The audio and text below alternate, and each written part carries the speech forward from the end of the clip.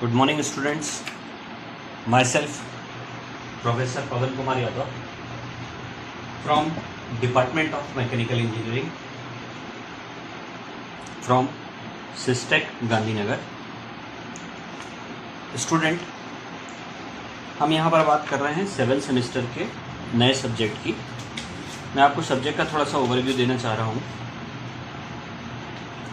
Subject का नाम है operation research and supply chain management. Students, इस सब्जेक्ट का कोड है 703A. ये ओपन इलेक्टिव सब्जेक्ट है स्टूडेंट्स, जैसा कि आप देख रहे हैं वीडियो के अंदर. इस सब्जेक्ट में ऑपरेशनल एक्टिविटी जो कि शॉप फ्लोर पर होती हैं और जो मटेरियल्स की सप्लाई, फिनिश गुड जो बन जाता है, फाइनल प्रोडक्ट और रॉ मटेरियल, उसके मूवमेंट के बारे में अलग अलग तरह से हम पढ़ेंगे इस सब्जेक्ट में.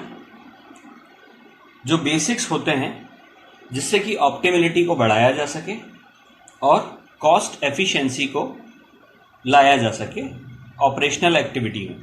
तो वो सारे ऑपरेशंस डायरेक्टली इनडायरेक्टली जो कि अभी हमने लॉजिकली पढ़े थे कि जिसके थ्रू हम ओवरऑल कॉस्ट को रिड्यूस करके प्रोडक्ट में ऑप्टिमाइजेशन हम कर सकते हैं, वही इस सब्जेक्ट में हम अब उसको जो हमने जो थॉट प्रोसेस पढ़ी है कि किस तरह से हम जो अमाउंट को कम कर सकते हैं, उन्हीं चीज़ों को हम इस सब्जेक्ट में पढ़ेंगे. और इस सब्जेक्ट के थ्रू हम न्यूमेरिकल बेसिस उसका एक सॉल्यूशन निकालेंगे. तो जिस तरह से अभी हमने पिछले कई सब्जेक्ट जो पढ़े हैं आगे पीछे, तो उन सारे सब्जेक्टों में हमने पर्टिकुलरली ये बताया है कि किस तरह से हम मेथडोलॉजी को चेंज करके या किसी एक टेक्निक को यूज़ करके टाइम को बचा के हम किस तरह से किसी भी प्रोसेस को इकोनॉमिकली बना सकते हैं. तो यहाँ पर वही सारी ऑपरेशनल प्रोसेस जो हमने पढ़ी हैं या सीखी हैं, उनको हम न्यूमेरिकल के प्लेटफॉर्म पर सॉल्व करेंगे और न्यूमेरिकल सॉल्यूशन उसका हम निकालेंगे और जिसके थ्रू हम optimality in terms of numerical terms हम समझेंगे. इसमें स्टूडेंट्स जो पहला टॉपिक है आपका पहली यूनिट का, लीनियर सिस्टम एंड डिस्ट्रीब्यूशन, जो कि आपको दिख रहा होगा, linear system and distribution. Students, ये जो पहली यूनिट है जो आपको दिखाई दे रही है यहाँ पे, इसको अलग अलग पार्ट्स में हमने डिवाइड किया है. देखें आप पहले.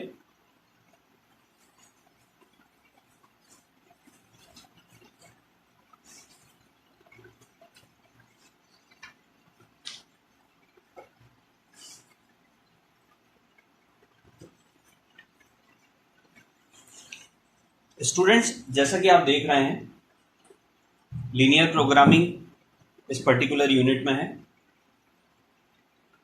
फॉर्मुलेट करना लीनियर प्रोग्रामिंग को, दो वेरिएबल वाले सॉल्यूशंस देना ग्राफिकल और सिंप्लेक्स मेथड के थ्रू.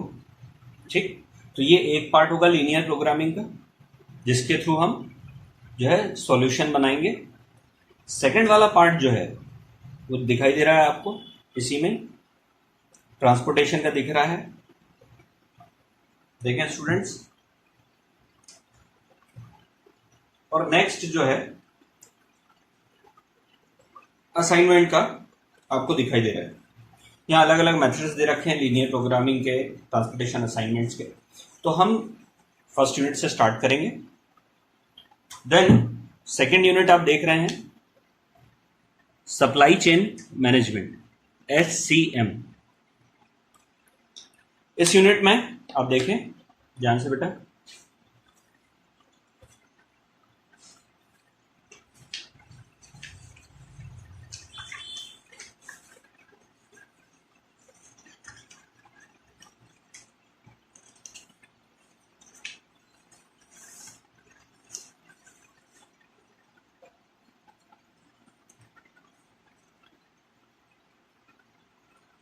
इस पर्टिकुलर यूनिट में सप्लाई चेन मैनेजमेंट की पर्टिकुलर यूनिट में हम सप्लाई चेन मैनेजमेंट क्या होता है उसके बारे में पढ़ेंगे ब्रीफ में। ये थ्योरेटिकल यूनिट है, इसमें न्यूमेरिकल्स नहीं है, ब्रीफ में पढ़ेंगे हम। इसके बाद मनी, मटेरियल और इंफॉर्मेशन का फ्लो किस तरह से किया जाता है वो पढ़ेंगे हम। लॉजिस्टिक्स के बारे में पढ़ेंगे, क्रॉस डॉकिंग क्या होता है, वेंडर लिस्टिंग क्या होता है, फॉरकास्टिंग मॉड्यूल क्या होता है, परचेज रूल क्या होता है, मल्टीपल सप्लायर या सप्लायर का सिलेक्शन किस तरह से किया जाता है, वो सारी चीज़ें जो कि एक परचेसर से और एक वेंडर से रिलेटेड होती हैं। मतलब अगर हम कोई सा भी मटेरियल अगर मार्केट में खरीदने जाते हैं तो जिससे हम खरीदते हैं वो वेंडर कहलाता है और हम जो खरीदने वाले हैं वो परचेसर कहलाते हैं। तो किस तरह से एक मटेरियल जो कि ऑर्गेनाइजेशन में चलता है और फाइनली वो किस तरह से कस्टमर तक पहुंचता है, मतलब रॉ मटेरियल जो होता है ना, वो सप्लायर से चलता है और फिर वो किस तरह से कस्टमर तक फिनिश गुड बनकर पहुंचता है, इसके बारे में हम डिटेल में डिस्कस करेंगे इस यूनिट में। नेक्स्ट है इन्वेंट्री मॉडल।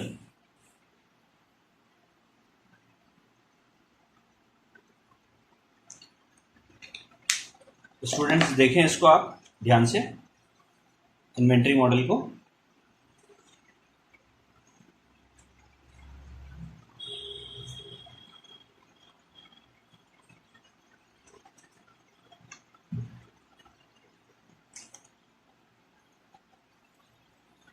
इन्वेंट्री मॉडल की जब हम बात करते हैं स्टूडेंट्स, जैसा कि आप देख रहे हैं नीचे, इन्वेंट्री मॉडल में हम बेसिकली इन्वेंट्री क्या होती है, ठीक, स्टॉक किसको कहते हैं, लीन मैन्युफैक्चरिंग क्या होती है, जस्ट इन टाइम मैन्युफैक्चरिंग क्या होती है उसके बारे में हम पढ़ेंगे, ठीक, डिमांड क्या होती है और किस तरह से फ्लक्चुएट करती है इसके बारे में हम पढ़ेंगे।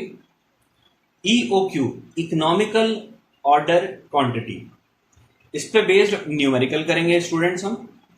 और किसी भी इंडस्ट्री में इन्वेंट्री का मॉडल किस तरह से बनाया जाता है, क्योंकि n नंबर ऑफ जो है मटेरियल होता है, अलग अलग, हम स्पेयर पार्ट्स की बात करें, मशीन्स की बात करें, रॉ मटेरियल की बात करें, अलग अलग तरह के अलग अलग मटेरियल्स होते हैं और उनको परचेस करने का, रखने का अलग अलग जो है टेक्निक होता है जिसको हम मॉड्यूल बोलते हैं, इन्वेंट्री मॉडल, ठीक। उस मॉडल के थ्रू उसको परचेस किया जाता है, उसको स्टोर किया जाता है, उसी तरह उसे रखा जाता है, ठीक।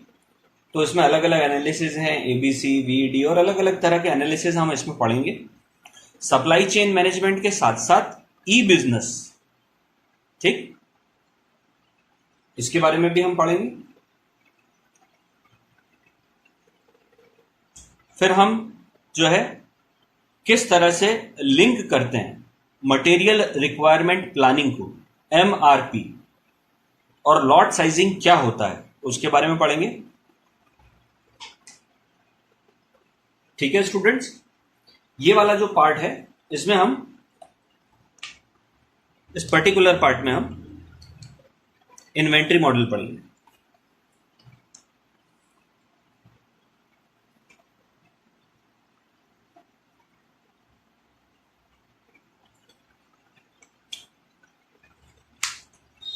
नेक्स्ट स्टूडेंट्स आप देख रहे हैं यूनिट 4, वेटिंग लाइन मॉडल।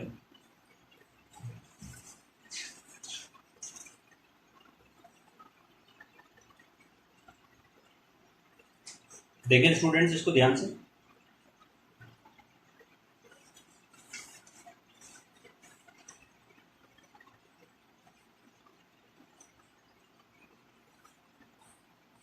इसमें दो पार्ट हैं इस यूनिट में। पहला वाला पार्ट जो है वो क्यूइंग मॉडल का है। क्यूइंग मॉडल के अंदर हम क्यू डिसिप्लिन के बारे में पढ़ेंगे स्टूडेंट्स। क्यू डिसिप्लिन क्या होता है, सिंगल सर्वर क्या होता है, मल्टी सर्वर क्या होता है, किस तरह से क्यू की लेंथ निकाली जाती है, और उससे रिलेटेड न्यूमेरिकल्स जो हैं वेटिंग लाइन मॉडल में हम पढ़ेंगे अच्छे से। इसी में जो दूसरा वाला पार्ट दे रखा है स्टूडेंट्स वो है कॉम्पिटिटिव स्ट्रेटजी।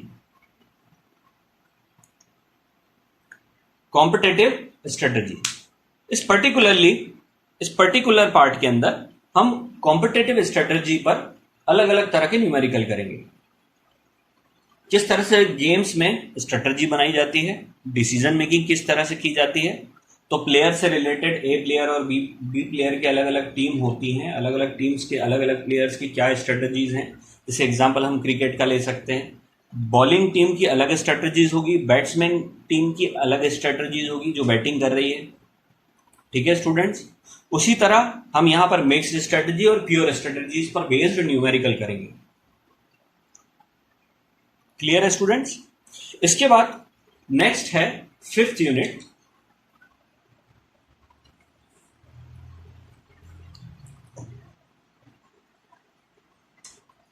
फिफ्थ यूनिट आप देख रहे हैं, इसमें भी दो अलग अलग पार्ट हैं, एक नेटवर्क एनालिसिस का है और एक मेटा ह्यूरिस्टिक का है। 5th यूनिट जो आप पढ़ेंगे स्टूडेंट्स, उसमें हम पर्ट और सीपीएम, जो नेटवर्क एनालिसिस है उसमें हम पर्ट और सीपीएम से बेस्ड न्यूमेरिकल जो है सॉल्व करेंगे। ठीक, नेटवर्किंग क्या होती है, प्रोग्राम इवेल्युएशन किस तरह से किया जाता है और किस तरह से उसकी रिव्यू किया जाता है।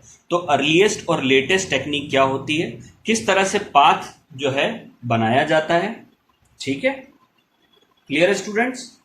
इसके बाद हम बात करते हैं मेटा ह्यूरिस्टिक की।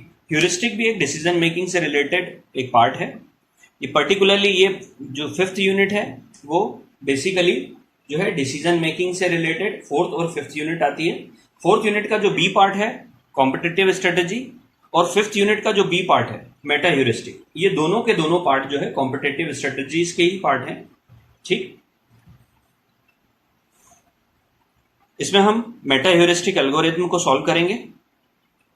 ठीक है, टैबू सर्च के बारे में पढ़ेंगे और ट्रेवलिंग सेल्समैन से बेस्ड न्यूमेरिकल सॉल्व करेंगे। स्टूडेंट्स, इस तरह से हम जब देखते हैं यूपर से नीचे तक, तब हमारी पहली यूनिट जो है ट्रांसपोर्टेशन, लीनियर प्रोग्रामिंग और असाइनमेंट पहली यूनिट में पढ़ेंगे, इससे बेस्ड न्यूमेरिकल पढ़ेंगे।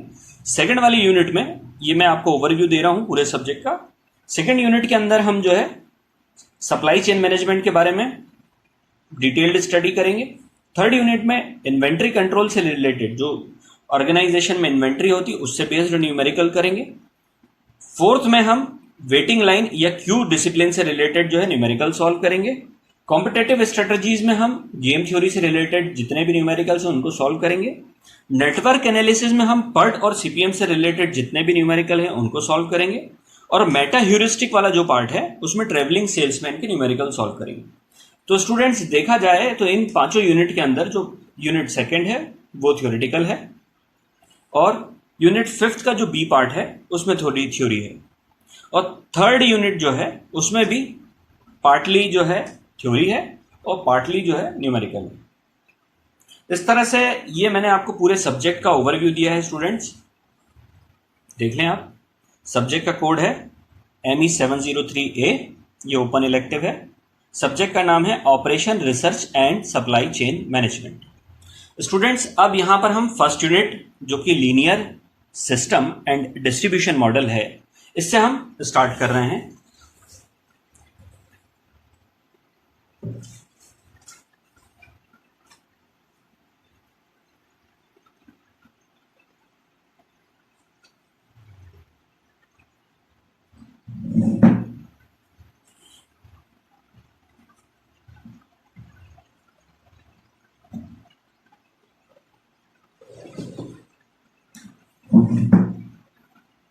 स्टूडेंट्स, सबसे पहले हम स्टार्ट कर रहे हैं ट्रांसपोर्टेशन।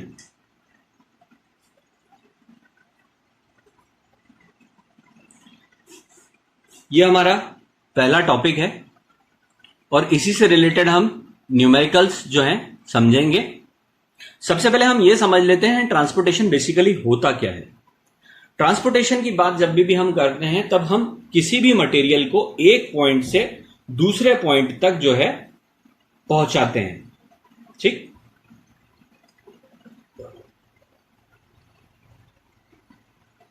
मतलब जब कोई मटेरियल एक पॉइंट से दूसरे पॉइंट तक ट्रेवल करता है तो इस प्रोसेस को कहते हैं हम ट्रांसपोर्टेशन, यानी हमने उसको एक जगह से दूसरी जगह तक पहुंचाया और इसमें जो कॉस्ट लगती है उसको कहते हैं हम ट्रांसपोर्टेशन कॉस्ट। एक जगह से दूसरी जगह तक पहुंचाने में किसी भी चीज को जो पैसे लगते हैं उसको हम कहते हैं ट्रांसपोर्टेशन कॉस्ट। तो हमारे जो न्यूमेरिकल्स रहेंगे वो ट्रांसपोर्टेशन कॉस्ट पे बेस्ड रहेंगे। तो पहले हम ये समझ लें ये पॉइंट 1 और पॉइंट 2 क्या है। तो पॉइंट 1 का मतलब ये है कि ये पॉइंट सप्लाई कर रहा है,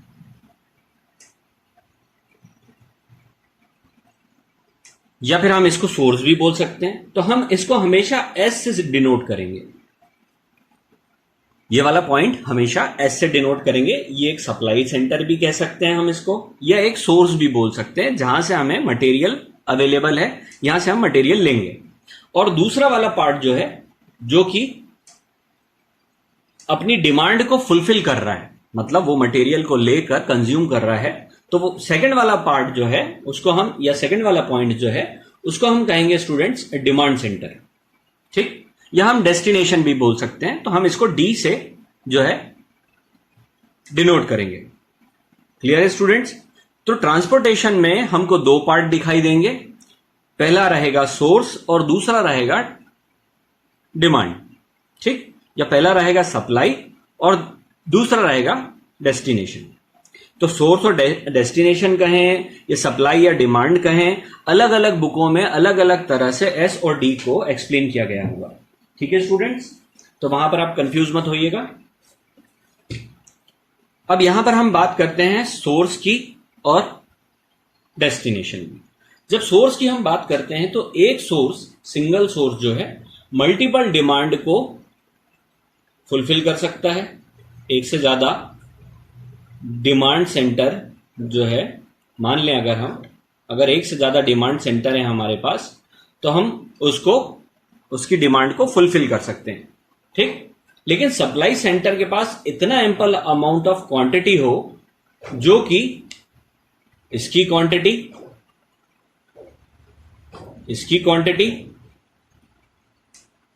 और इसकी क्वांटिटी के इक्विवेलेंट हो, तब तो ये सोर्स एस जो है वो D1, D2 और D3 तीनों को सेटिस्फाई कर लेगा।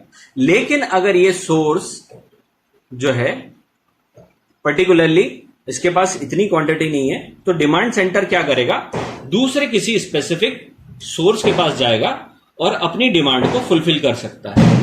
क्लियर है स्टूडेंट्स? आई थिंक आप लोगों को क्लियर होगा ये सब। ठीक है, अब हम एक छोटा सा न्यूमेरिकल कर रहे हैं। तो इसका मतलब यह है कि हम सप्लाई और डिमांड को अगर इक्वल रखते हैं तो इस पर बेस्ड एक न्यूमेरिकल, यानी कंडीशन 1 इस पर बेस्ड न्यूमेरिकल बनेंगे। ठीक, और कंडीशन 2 जिसमें सप्लाई डिमांड के इक्विवेलेंट नहीं है, इस पर बेस्ड न्यूमेरिकल बनेंगे। ठीक है स्टूडेंट्स, क्लियर होगा यहां पर आपको?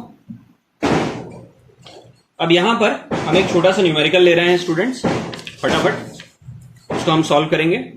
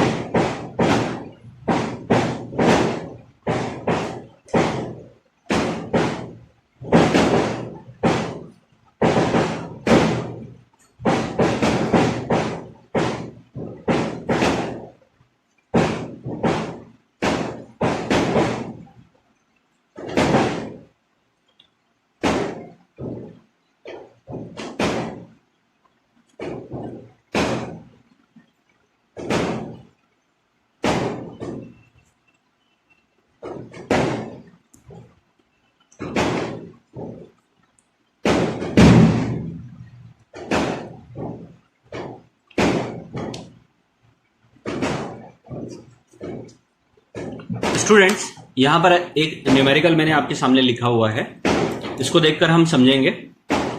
यहां पर आपको S1, S2, S3 तीन सप्लाई सेंटर दिए गए हैं, S1, S2 और S3, और तीन डिमांड सेंटर दे रखे हैं, D1, D2 और D3।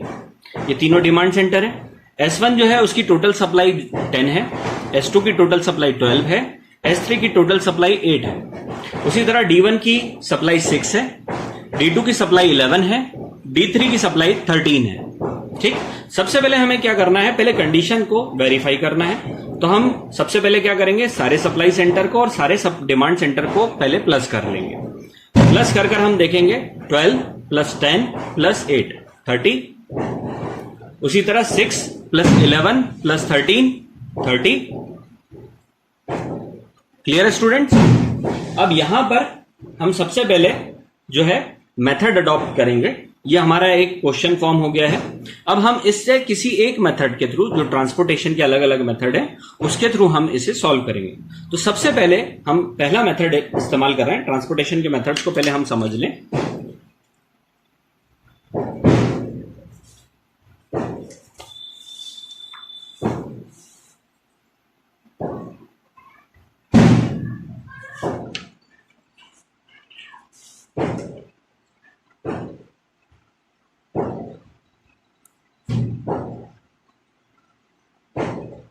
ट्रांसपोर्टेशन के मेथड की बात करें तो पहला होता है नॉर्थ वेस्ट कॉर्नर मेथड, दूसरा होता है रो मिनिमा मेथड, तीसरा है कॉलम मिनिमा मेथड, और चौथा है लीस्ट कॉस्ट मेथड, पांचवा है वोजल्स अप्रोक्सीमेशन मेथड। ठीक है, तो स्टूडेंट्स यहां पर हम जो है सबसे पहले इस्तेमाल कर रहे हैं नॉर्थ वेस्ट कॉर्नर मेथड।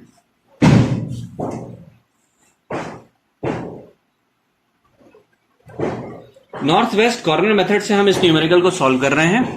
ठीक है स्टूडेंट्स,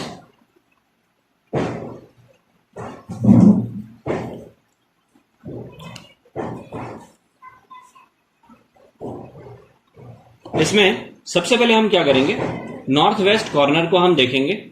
ठीक, तो ये वाला जो कॉर्नर रहेगा ये हमेशा नॉर्थ वेस्ट कॉर्नर कहलाएगा। अब हमें क्या करना है, पूरी मैट्रिक्स के अंदर यहीं पर चलना है, नॉर्थ वेस्ट पे।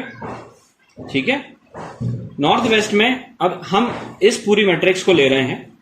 इस पूरी मैट्रिक्स में नॉर्थ वेस्ट कॉर्नर को हम देख रहे हैं, तो ये नॉर्थ वेस्ट कॉर्नर है। अब यहां पर हमें अलॉटमेंट करना है, तो सबसे पहले हम इससे रिलेटेड सप्लाई और इससे रिलेटेड डिमांड देखेंगे। तो इस सेल पर डिमांड है 6 और सप्लाई है 10, तो इन दोनों में से जो मिनिमम होगा वो यहां पर हम पुट कर देंगे। यहां पर 6 मिनिमम है, 6 0 हो गया। इस डिमांड सेंटर ने सप्लाई S1 ले ली। ठीक, इसके पास रिमेनिंग बचा 4। ठीक है स्टूडेंट्स, अब क्योंकि ये 6 दे चुका है, अब ये डिमांड सेंटर किसी दूसरे सप्लाई सेंटर से लेगा नहीं। ठीक, अब जो रिमेनिंग मैट्रिक्स बची हुई है वो बची है ये। इस रिमेनिंग मैट्रिक्स में नॉर्थ वेस्ट कॉर्नर की बात करें तो वो ये है। इसमें हम देखेंगे डिमांड और सप्लाई। इसमें सप्लाई जो है वो है 4 और इसमें जो डिमांड है वो है 11। इन दोनों में से सप्लाई और डिमांड में से जो छोटा है वो है सप्लाई। हम 4 सप्लाई ले लेंगे। ठीक, 0 कर दिया हमने यहां पे। क्लियर है स्टूडेंट्स? यहां पे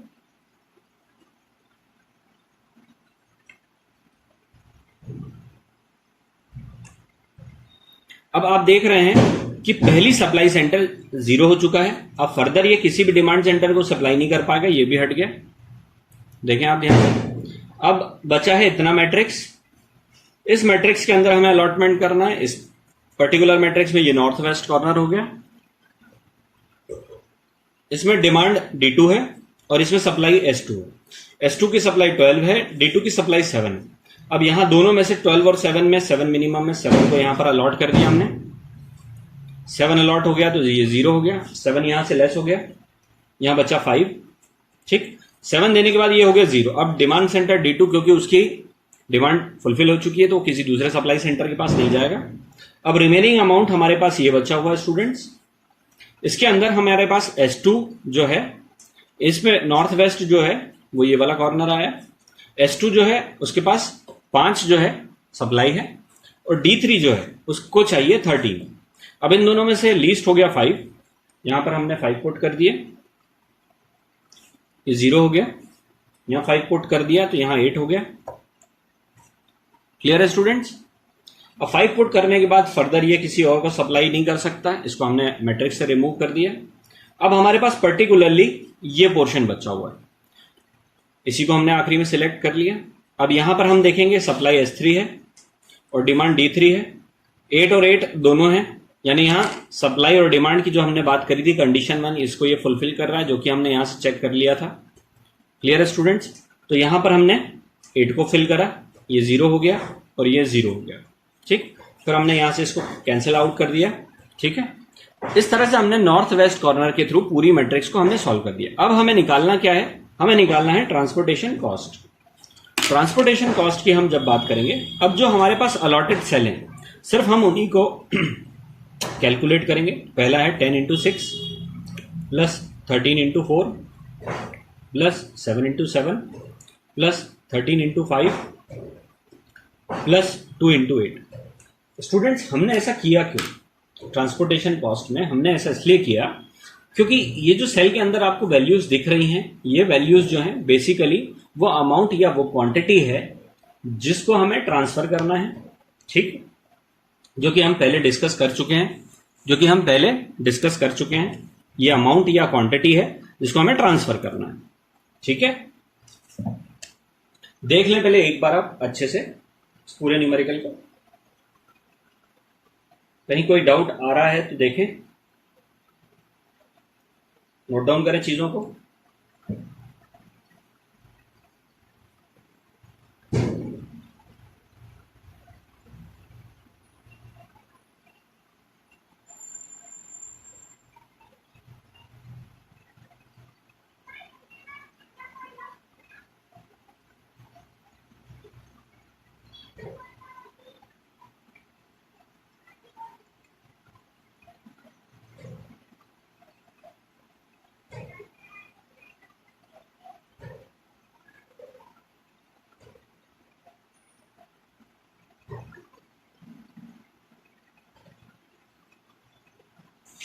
तो इस तरह से स्टूडेंट्स हमने इसका आंसर निकाला 242, ये आ गई ट्रांसपोर्टेशन कॉस्ट। ठीक, इसको समझने के लिए हम फिर से देखेंगे। ये वाला पार्ट जो है हम लेकर आए कहाँ से? ये लेकर आए हैं यहाँ से। ठीक, ये वाला पर्टिकुलर पार्ट हम कहाँ से लाए हैं? दिख रहा है, ये पार्ट हम लेकर आए यहाँ से। ठीक, ये वाला पार्ट हम पर्टिकुलरली कहाँ से लाए? ये यहाँ से लाए हैं। ये वाला पार्ट जो है हम पर्टिकुलरली कहाँ से लाए हैं? यहाँ से लाए हैं। और ये वाला पार्ट हम लेकर आए यहाँ से। ठीक, आई थिंक आप लोगों को क्लियर होगा स्टूडेंट्स। नेक्स्ट क्लास में हम इसी मेथड को डिटेल में पढ़ेंगे, अनबैलेंस प्रॉब्लम पढ़ेंगे हम। Thank you very much for watching my video. Thank you very much students.